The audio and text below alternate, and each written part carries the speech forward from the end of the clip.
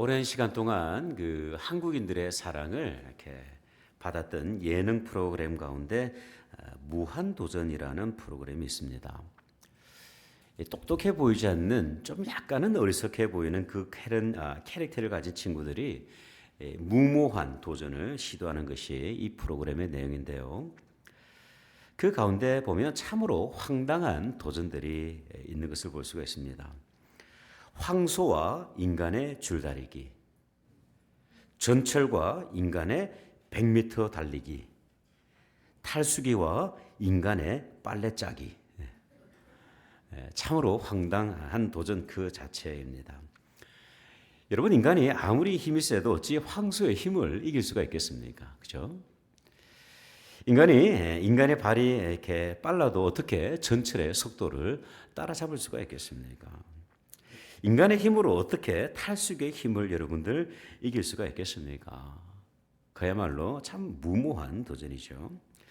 그런데 이러한 무모한 도전이 많은 사람들의 사랑을 받았던 적이 있습니다. 여러분, 오늘날 전도하는 것이 어찌 보면 참 무모한 도전처럼 느껴집니다.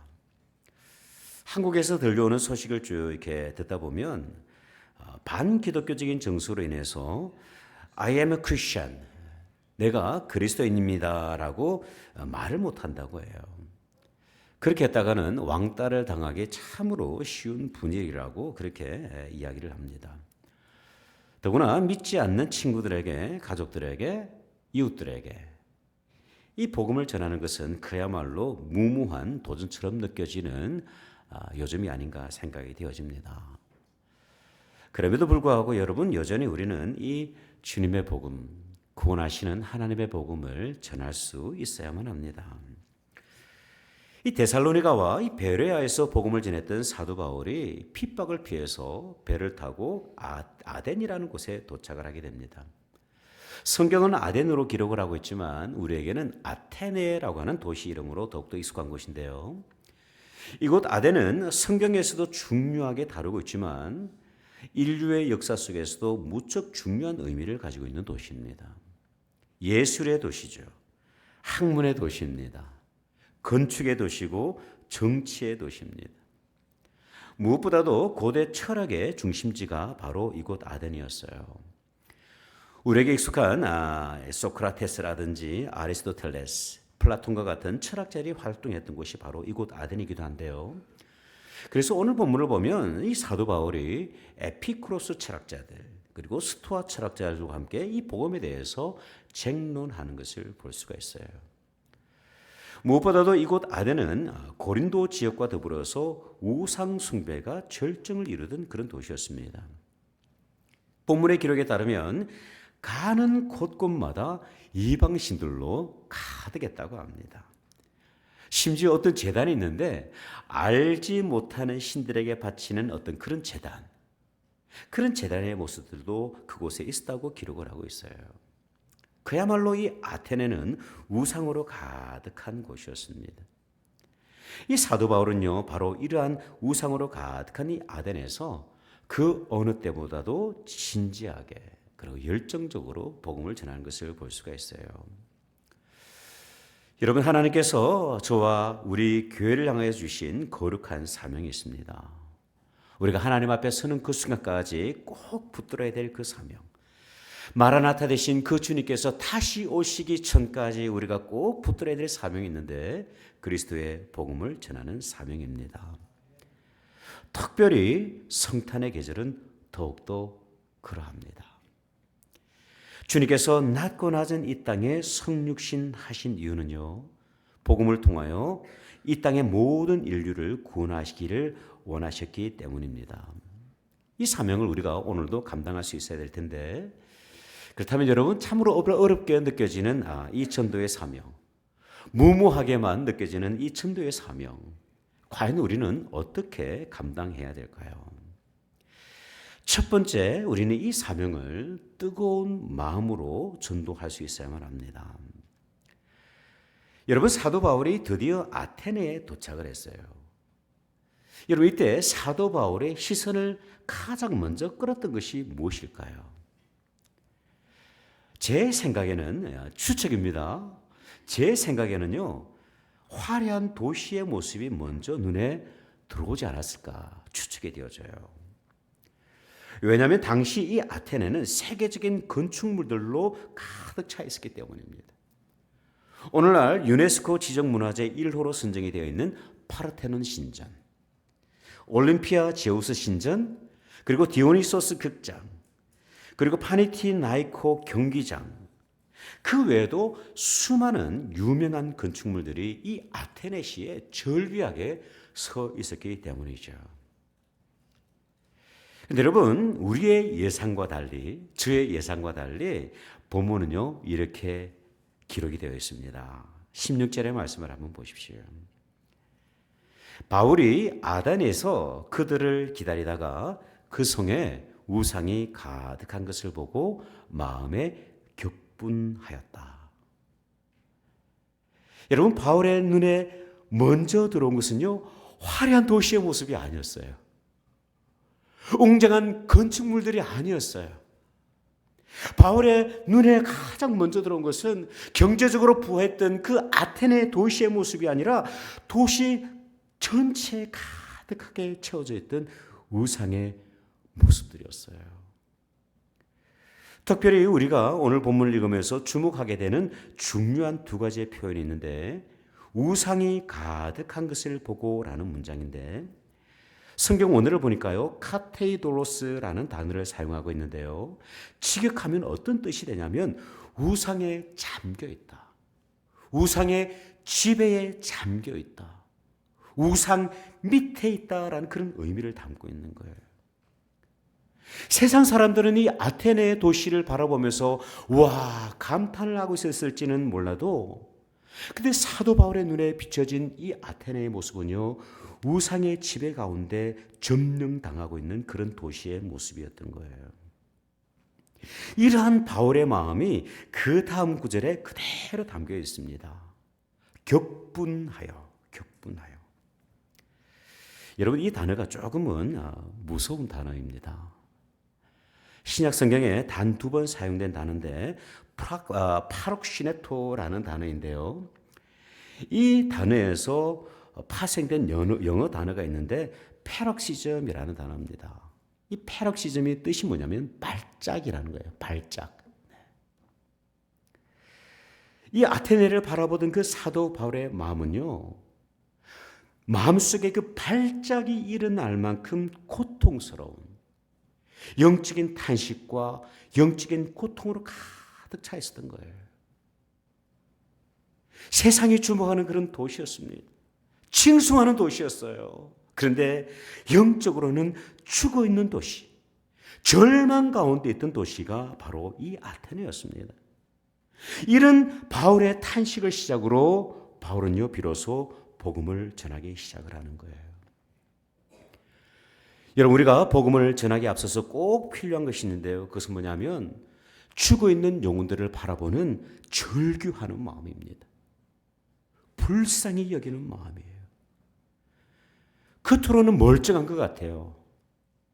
좋은 집 가지고 있고, 뭐 경제 활동하고 있고, 좋은 차도 가지고 있고, 부족함 없이 사는 것처럼 보이지만, 그러나 복음이 없어서 영적으로 죽어 있는 영혼들, 장차 그들이 맞이하게 될 것이 영원한 지옥의 형벌이라는 사실을 우리가 비로소 인식하게 될 때, 우리는요, 복음을 잘 수가 있습니다. 제가 오는 1월부터 아내가 근무하는 병원에서 자원봉사를 이렇게 하게 됩니다. 병원에 입원한 환자들을 방문해서 스피리추얼 케어를 하는 그런 봉사를 하게 되는데요. 봉사를 하는 여러 가지 이유가 있지만 그 중에 하나는 뭐냐면 제 안에, 목사인 제 마음 안에 영혼에 대한 열정이 식어져 있어요. 왜 그러냐면 제가 만나는 사람들이 늘 교인들입니다. 늘 목회자들이에요. 복음 안에 살아가는 사람들이에요. 그러다 보니까 복음에 대한 절규하는 마음이 없는 거예요. 만나는 사람들이 막 그러다 보니까. 그런데 병원에는 복음이 필요한 사람들이 참 많이 있지 않습니까? 허가를 받고 그들에게 전도할 수 있는 그런 환경이에요. 제가 자원봉사하는 그 코디네이터와 이렇게 오리엔테이션을 하던 가운데 그분이 이런 이야기를 하시더라고요. 패스터, 가급적 상담을 할 때 종교적인 이야기는 삼가해 주십시오. 제가 목사인 걸 뻔히 알면서도 이제 그런 이야기를 하는 거예요. 그게 제가 그 코디네이터에도 말씀을 드렸어요. 당신은 내가 목사라는 것 알지 않느냐고. 내가 복음으로 그들과 교제하지 않는다면 무엇으로 그 영혼들을 제가 돌볼 수 있겠느냐고 그렇게 반문을 했어요. 그랬더니 이분이 한참 고민하시더니 결국은 허락을 해 주셨어요.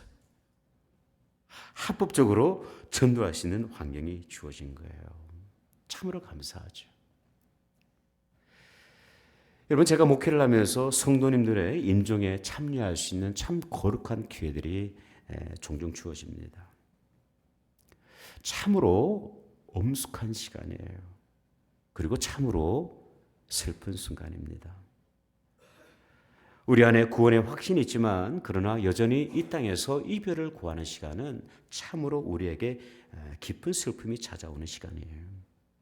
여러분, 구원의 확신 없이 생애를 마감하시는 분들도 종종 계십니다.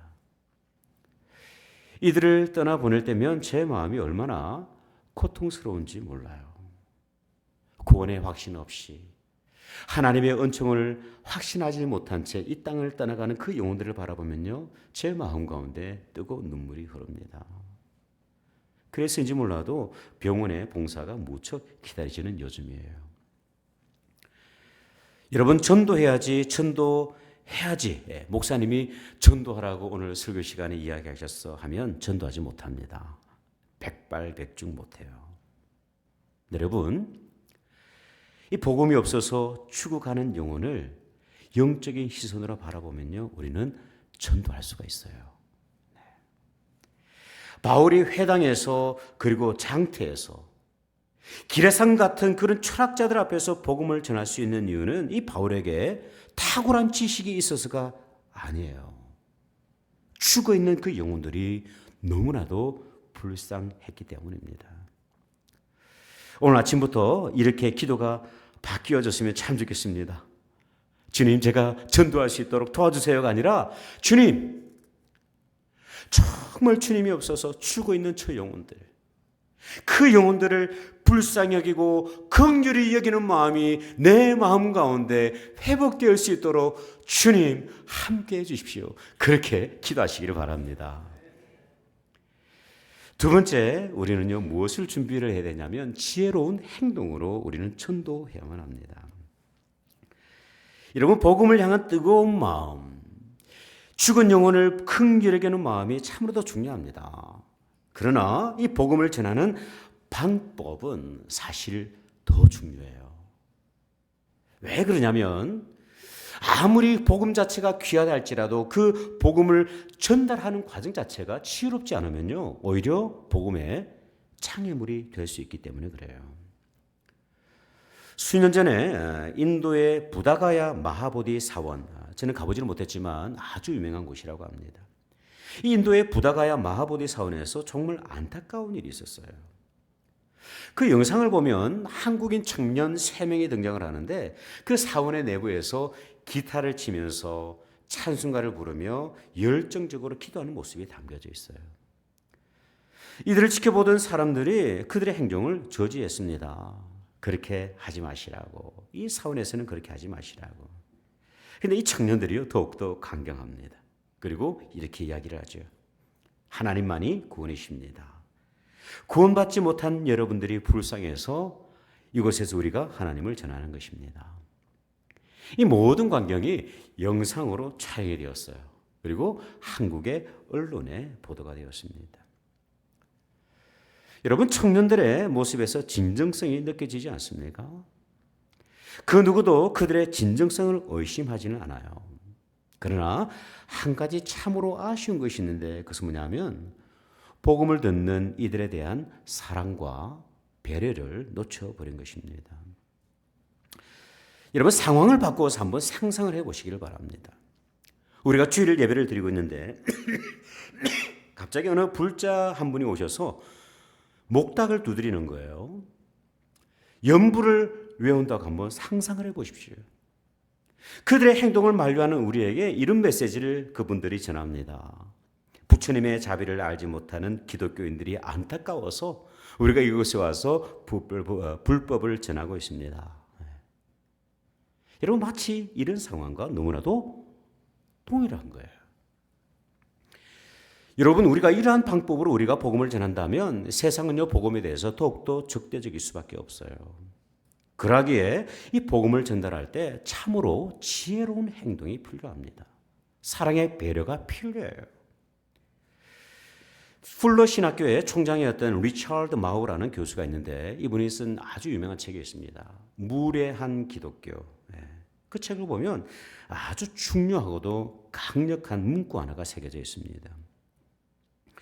오늘날의 문제 중 하나는 예의 바른 사람은 종종 강한 신념이 없고 반대로 강한 신념을 가진 사람은 예의가 없다는 점이다. 여러분, 복음은 사랑입니다.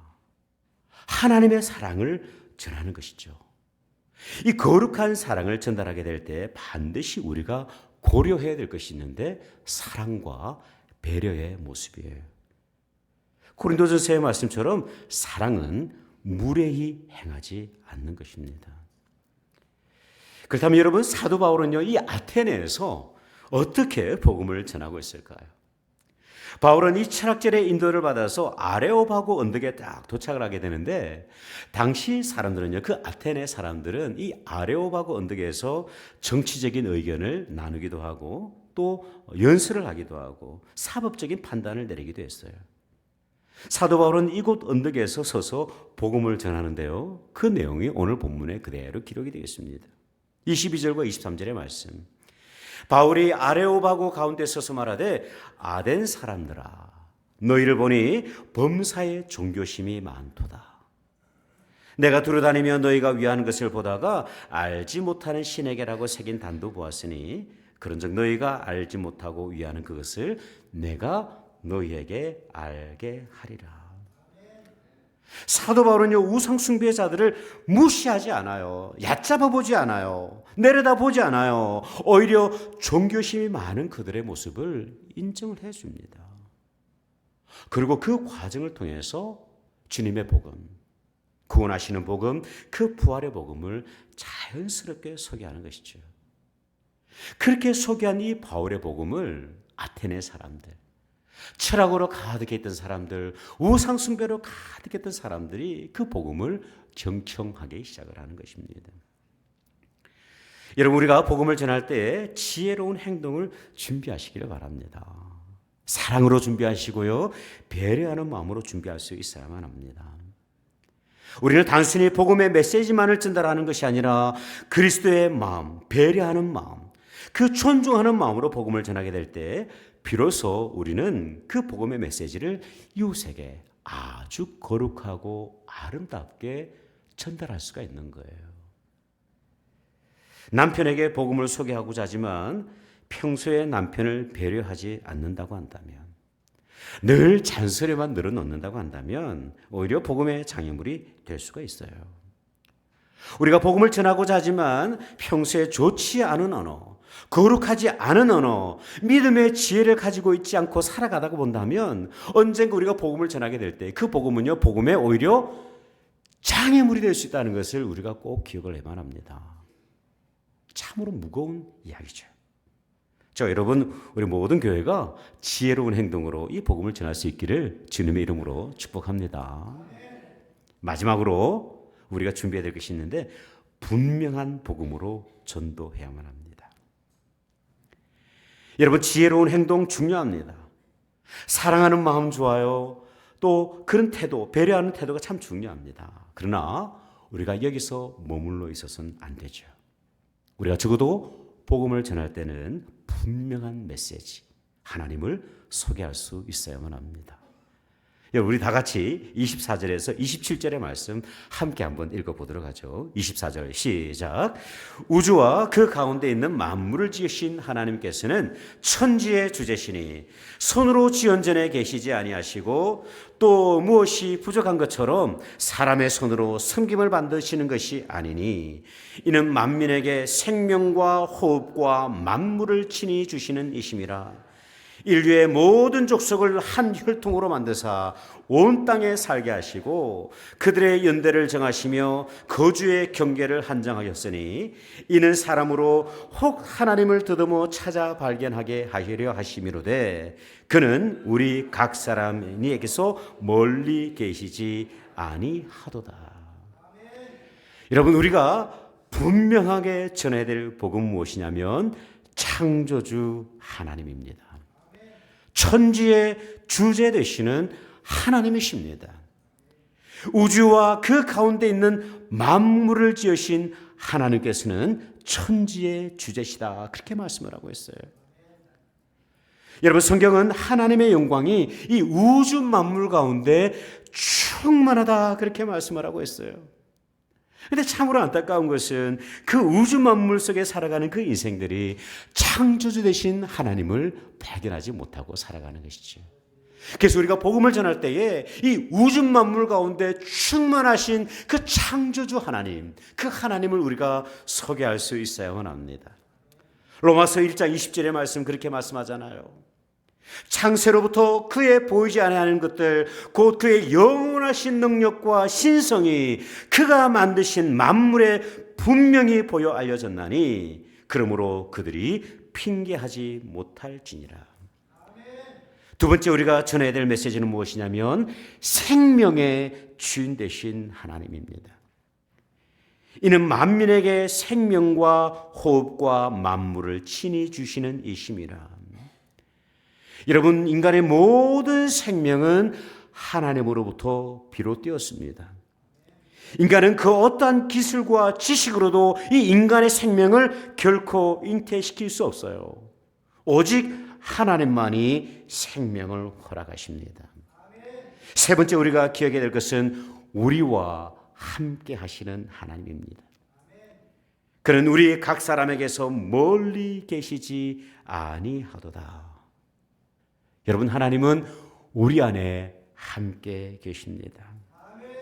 예수 그리스도를 이 땅에 보내셔서 그 하나님의 사랑을 알게 하셨어요. 그리고 하나님의 구원의 계획을 그 예수 그리스도를 통해서 알게 하셨고, 그리고 그 예수 그리스도를 통해서 영생의 소망과 부활의 소망을 우리에게 주셨습니다. 그리고 예수 그리스도를 통해서 우리는 영원한 하나님의 나라, 천국의 소망을 가지고 오늘도 우리 안에 살아계셔서 역사하시는 하나님 가운데 우리는 믿음으로 한 걸음 한 걸음 걸어 나가고 있는 것입니다. 그 주님은 우리와 함께 하십니다. 수년 전에 팍스 뉴스에서 참 흥미로운 사건 하나를 방송을 해보냈습니다. 호주에 살고 있는 민팀이라고 하는 여성이 있었는데 이 여성이 집 앞에 있는 잔디를 막 깎다가 초록 청개구리 한 마리를 치고 말았어요. 이 상처를 입은 청개구리는 비행기에 실려서 500마일 떨어진 곳에 있는 개구리 전문 병원으로 긴급 이송이 되어서 치료를 받았습니다. 실제로 호주에 가면 개구리 전문 병원이 있어요. 그 병원 직원이 공항에 나와서 이 개구리를 직접 픽업을 했습니다. 그리고 깨끗하게 치료하고 난 이후에 스페셜 다이어트로 몸 관리까지 시켜주었다고 합니다. 그렇게 해서 퇴원을 했어요. 저 뉴스를 바라보면서 참 웃음이 나오더라고요. 개구리 한 마리를 위해서 이렇게까지 사람이 공을 들여야 될까? 그런데 그 뉴스를 바라보는 가운데 제 마음 가운데 한 가지 툭 던져진 질문 하나가 있었습니다. 나는 죽어가는 한 영혼을 바라보면서 내 마음은 어떠한가? 저 여러분의 마음은 어떠합니까? 성탄절이 이제 곧 다가오고 있는데요. 주님께서 이 성탄절에 우리 가운데 오신 이유는 잃어버린 한 영혼을 찾으시기 위함입니다. 그 주님의 마음을 저와 여러분 그리고 우리 교회는 기억을 하고 있습니까? 한 영혼을 향한 뜨거운 마음이 회복되어지시기를 바랍니다. 지혜로운 행동을 준비하시기를 바라요. 그리고 분명한 복음, 그 십자가의 복음, 구원하시는 하나님의 은혜, 그리고 부활의 영광스러운 복음을 전달하시기를 축복합니다. 우리 안에 부족하고 연약함이 많이 있지만 그러나 우리가 기도하는 마음으로 이렇게 전도하게 될 때에 하나님께서는요 귀하고 거룩한 열매를 맺게 하실 거예요.